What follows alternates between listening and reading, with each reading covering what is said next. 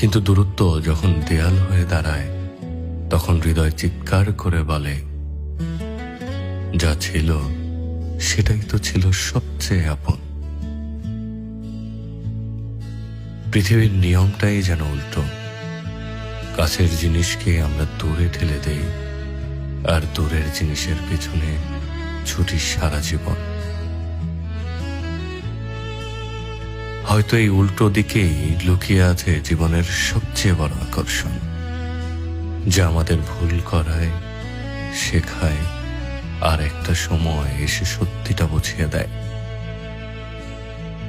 কিন্তু তখন অনেক দেরি হয়ে যায়, ফিরে যাওয়ার রাস্তা থাকে না, থাকে শুধু স্মৃতি আর না বলা আফসোস।